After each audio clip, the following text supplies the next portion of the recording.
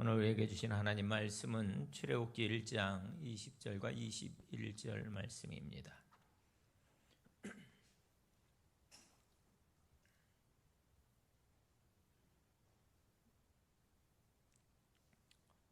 출애굽기 1장 20절, 21절 두 절 말씀을 봉독해 드립니다.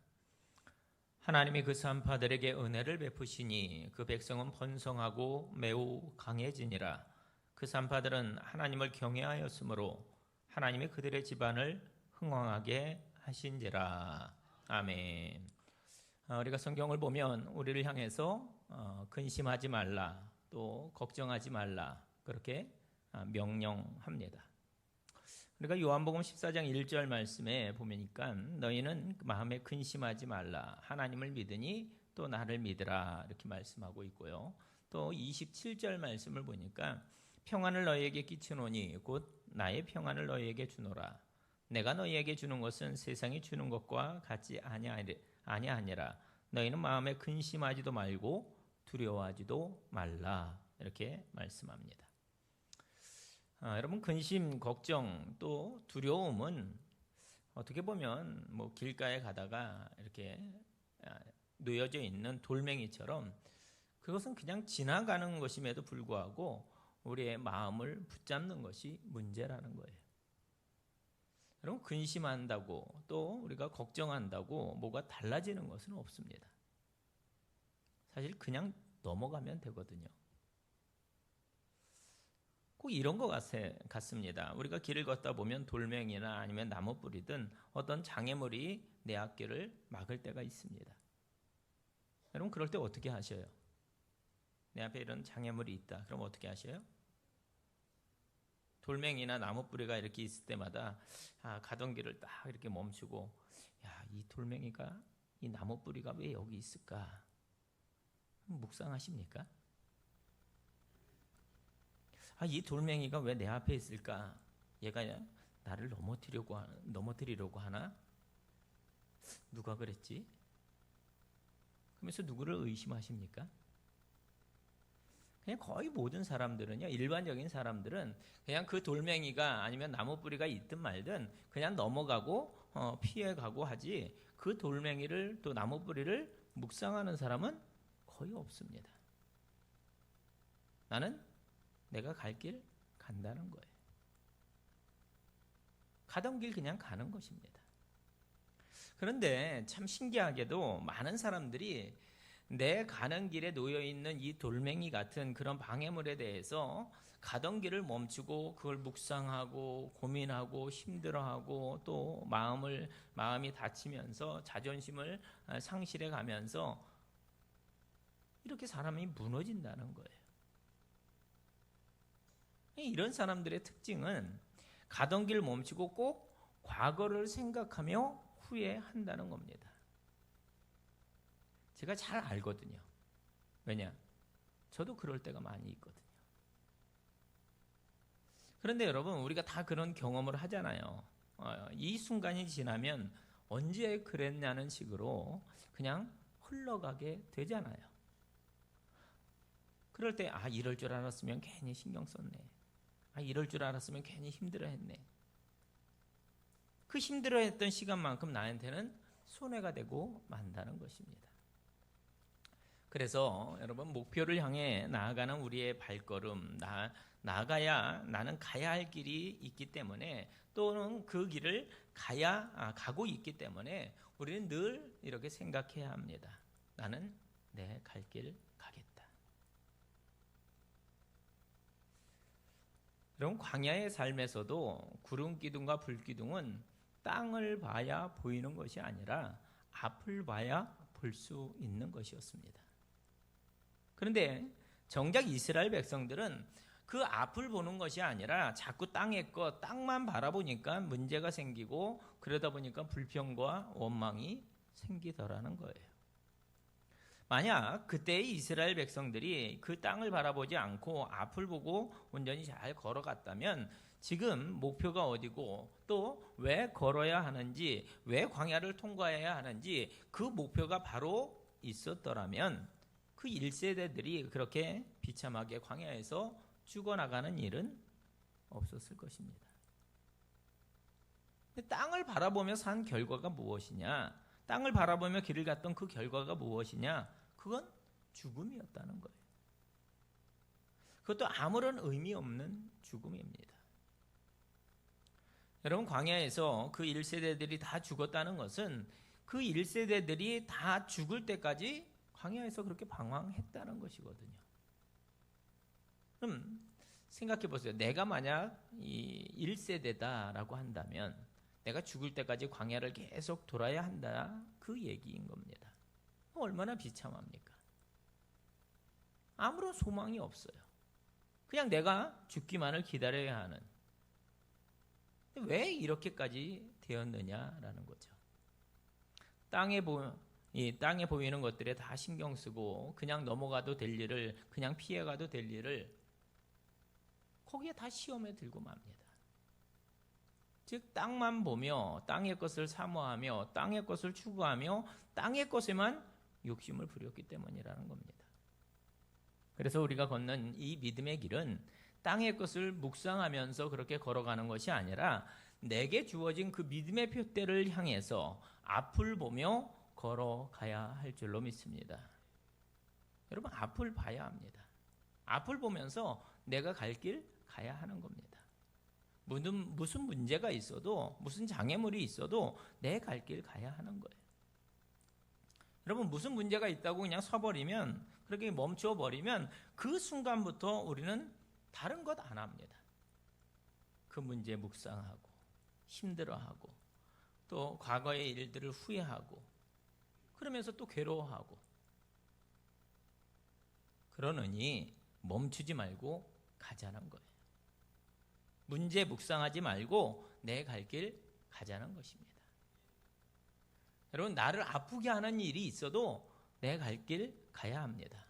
나를 힘들게 하는 일이 있어도 내 갈 길 가야 합니다.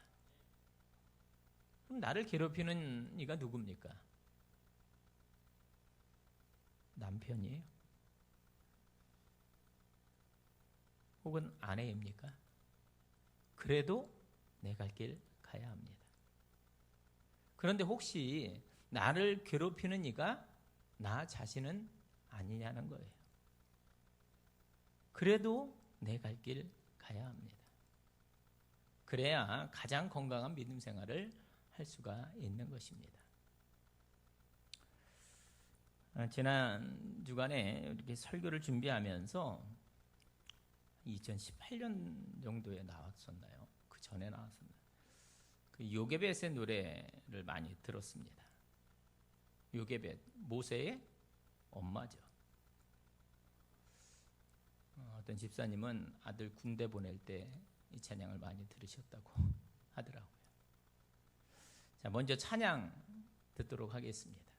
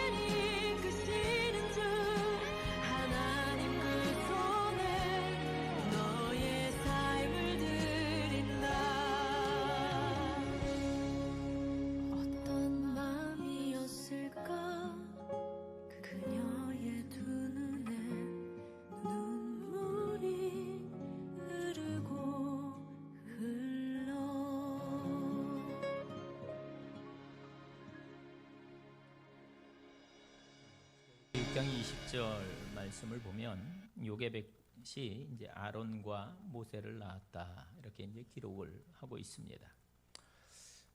저는 이 찬양을 들으면서 지금까지 모세의 이야기를 그렇게 많이 보고 또 들었고 또 설교도 많이 했습니다. 그런데 이 요게벳의 그 심정에 대해서는 사실 헤아려 본 적이 별로 없거든요.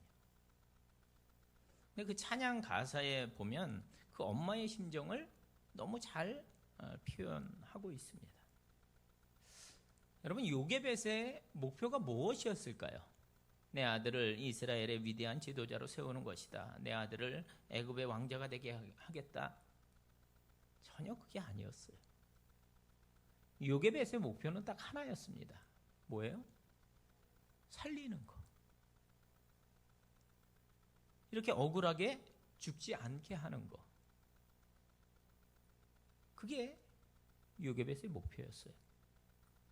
그 당시의 상황들을 출애굽기 1장에서는 이렇게 표현을 합니다. 세월이 흘러서 요셉을 알지 못하는 새 왕이 들어섰는데 이 왕이 가만히 보니까 이스라엘 백성들이 힘도 세고 숫자가 점점 많아지니까 무서워진 거예요. 아, 이것들이 우리를 치는 것 아닌가.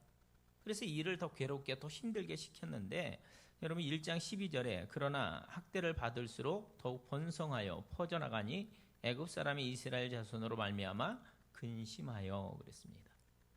이쯤 되니까 하는 수 없이 바로 왕이 끔찍한 명령을 내립니다.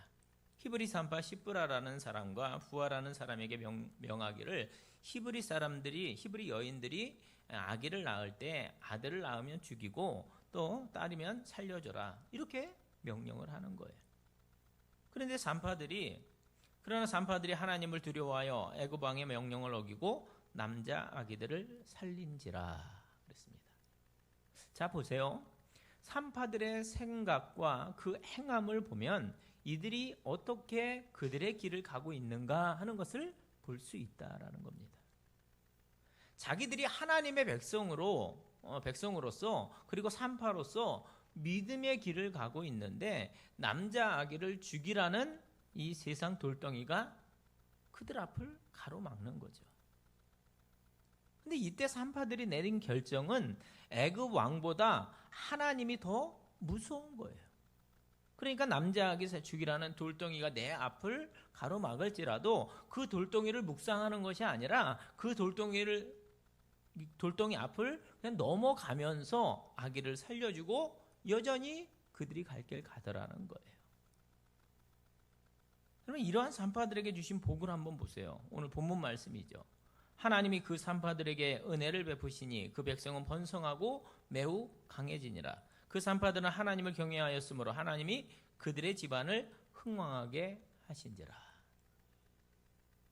앞을 보고 가던 그 믿음의 길을 가니까 가던 길, 그러니까 그들이 갈 길 가니까 그들은 하나님의 뜻을 이루어 가는 겁니다. 가는 것이거든요.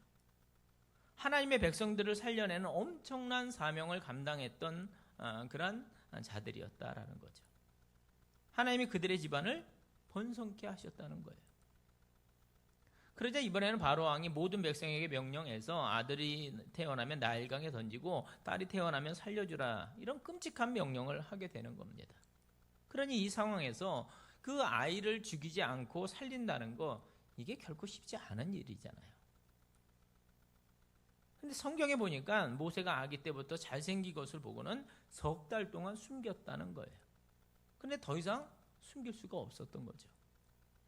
2장 3절 더 숨길 수 없게 되매 그를 위하여 갈대 상자를 가져다가 역청과 나무진을 칠하고 아기를 거기 담아 나일 강가 갈대 사이에 두고 그랬습니다. 그랬더니 그의 누이가 어떻게 되는지를 알려고 멀리서 지켜봅니다. 마침 바로의 딸이 목욕하러 나일강으로 내려왔다가 갈대 상자를 보고는 불쌍히 여겨 아들을 삼은 거죠. 자, 그러면 모세의 엄마인 요게벳은 앞으로 그 아기의 운명이 어떻게 될지 알았습니까? 전혀 몰랐어요. 그렇다면 요게벳의 심정은 뭐냐 하면 이 예쁜 아기, 이 너무나 귀중한 이 아기 죽으면 죽으리로다 라며 하나님께 맡기는 거예요. 그 상황에서 어쩔 수 없잖아요. 포기하고 집에서 죽게 하느냐, 아니면 앞만 보고 하나님께 맡기며 나아가느냐. 여기서도 마찬가지인 겁니다. 땅만 바라보면, 이 가정에 굴러들어온 돌덩이 문제만 바라보면 모세는 꼭 그 3달만 살고 죽을 수밖에 없는 거예요. 그런데 믿음의 사람을 보면 앞을 보는 거죠. 앞을. 방법이 없지만 꼭 내 아기, 이 모세는 죽어야 하지만 이 죽이라는 돌멩이 넘어가서 가던 길, 내 갈 길, 내 믿음의 길, 그래서 하나님의 뜻을 이루어 가는 것입니다. 그래서 이 배경으로 노래를 부른 거죠. 갈대 상자를 준비하고 그 아기를 그 상자에 담고 갈대 사이에 놓는 요게벳의 마음은 다른 게 아니라 제발 살기를 바라는, 어느 집에서든 그저 죽지 않고 살기를 바라는, 그러면서 분명 하나님을 찾았겠죠. 하나님께 구했겠죠. 살려달라고 애원했겠죠. 그런데 한번 생각해 보자고요. 자, 이 와중에 이 아기가 좋은 사람 만나서 살아날 가능성이 얼마나 되겠습니까? 아니, 남자아이는 다 죽이라는 그런 상황인데 남자아기를 데려다가 키울 만한 사람이 누가 있겠어요? 그럼에도 요게벳은 아기를 그렇게 보내는 거예요. 앞만 보고 엄마로서의 갈 길 가는 것입니다. 앞만 보고 하나님의 백성으로서의 갈 길 가는 것입니다. 저는 요게벳의 이 노래를 들으면서 가장 마음을 울렸던 가사가 바로 이것입니다. 너의 삶의 참주인, 너의 참 부모이신 하나님 그 손에 너의 삶을 맡긴다. 너의 삶의 참주인, 너를 이끄시는 주 하나님 그 손에 너의 삶을 드린다. 맡기고 드린다는 거예요. 엄마의 품을 떠나는 순간 아기는 완벽하게 하나님의 것이 되는 거죠.